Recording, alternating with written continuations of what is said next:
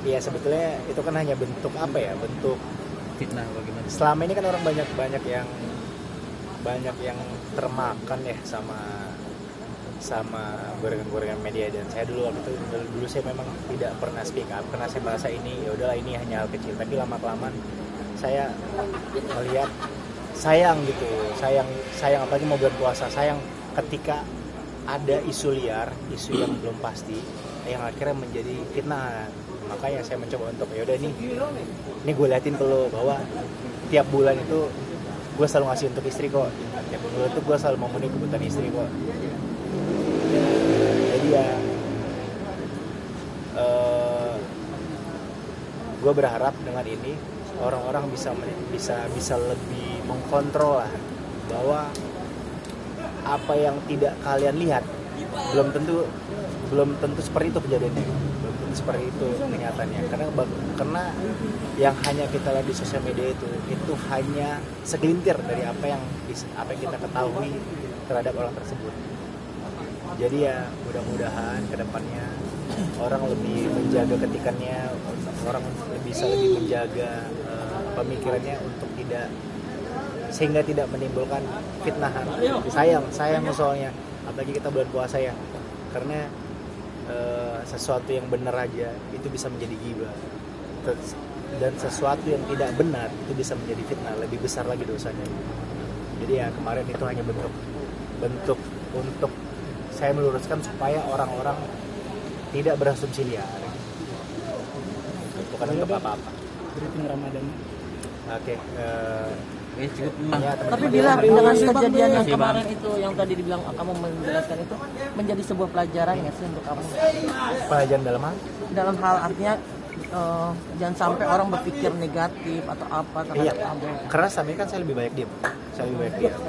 Tudingan-tudingan yang, karena gini, menurut saya apa ya, dalam urusan rumah tangga, topik ekonomi, topik perekonomian itu termasuk hal yang paling sensitif bagi saya, apalagi jika tudingan orang itu tidak benar gitu. Karena kan kita selama ini hanya melihat enak ya misalkan mereka terlalu memandangkan satu pasangan lalu merendahkan pasangannya, kadang-kadang kan wah enak ya Syahmi ya pasti begini-gini. Nah itu cuma asumsi gitu, jangan sampai asumsi kalian yang kalian keluarkan pada orang tersebut lalu menyakiti orang tersebut sehingga menjadi dosa dan fitnah, menjadi dosa fitnah bagi kalian.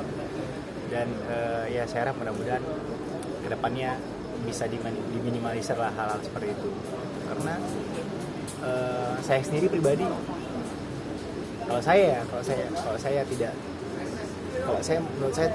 saya tidak pernah ingin mencampuri urusan orang sekitar, karena kita tidak pernah tahu apa yang terjadi pada orang tersebut, kita tidak pernah tahu realita yang terjadi dalam kehidupannya seperti apa gitu.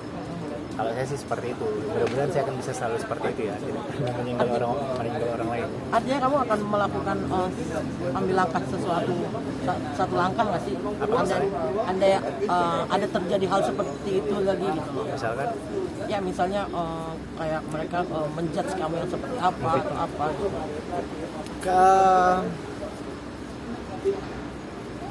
Ya sebetulnya di satu sisi kita sebagai public figure ya, ini memang menjadi resiko dari kita. Cuma perlu saya sampaikan bahwa public figure ini juga manusia gitu. Public figure ini punya perasaan, punya hati juga. Ada kalanya ketika ada tudingan yang tidak benar, ada fitnah yang tidak benar, kita juga bisa merasakan yang namanya sakit hati. Tapi kalau ditanya langkah apa yang akan saya berikan, ya ke depan mungkin saya akan lebih banyak diemin. Tapi kadang-kadang kalau memang diperlukan saya untuk meluruskan, saya pasti akan meluruskan.